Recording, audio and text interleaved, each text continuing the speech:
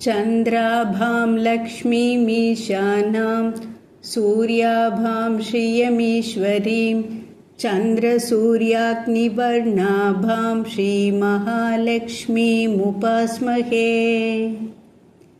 वैनतेय सोमं पिबतु वृत्रः सोमं धनस्य सोमिनो मह्यं ददातु सोमिनः।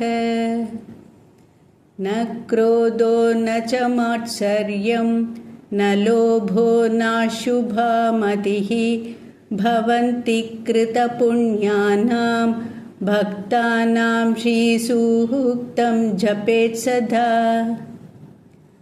वर्षन्तु ते विभावरिदिवो अभ्रस्य विद्युतः रोहन्तु सर्वबीजान्यव ब्रह्मद्विषोजहि।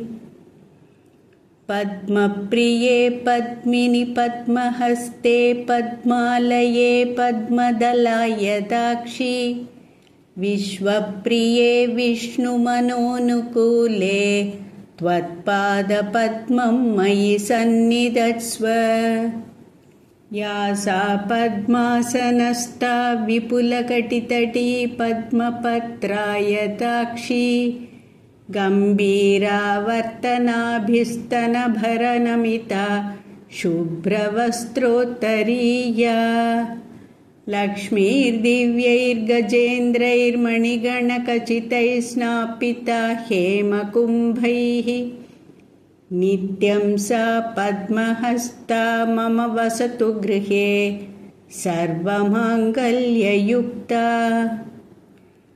लक्ष्मीं क्षीरसमुद्रराजतनयां श्रीरङ्गधामेश्वरीं दासीभूतसमस्तदेववनितां लोकैकदीपाङ्कुराम्।